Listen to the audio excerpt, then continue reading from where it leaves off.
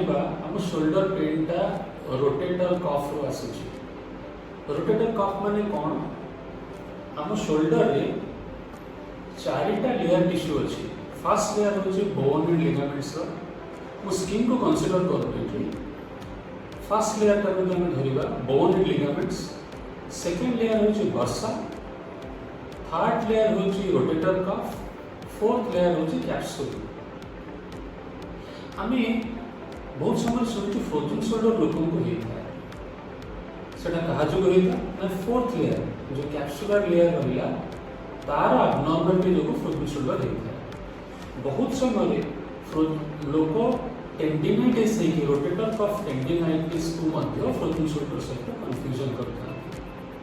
बहुत सिंपल कथा frozen shoulder प्रथम मूवमेंट होची कि बाहर पट मूवमेंट रेस्ट्रिक्ट हो जोटा कि रोटेटर कफ टेंडिनाइटिस स्पेसिफिकली वो सुप्रास्पाइनटस टेंडिनाइटिस कथा कहूँ से रेस्ट्रिक्शन हुई ना से कॉमन रोटेटर कफ टेंडिनाइटिस से एक्सटर्नल रोटेशन बाहर को जीवाटा पेनफुल और स्टिफ न था से हाथ ऊपर को उठेला पेन होता है।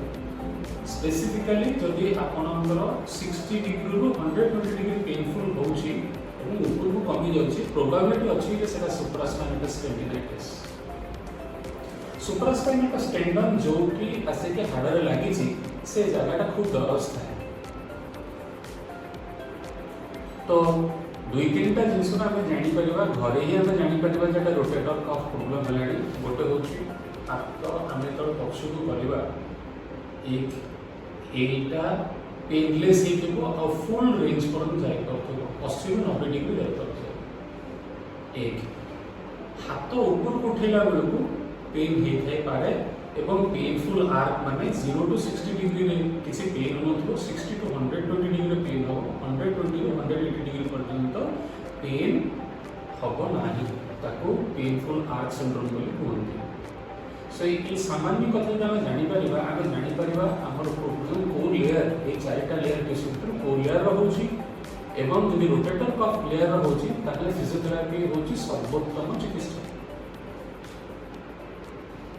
Thank you.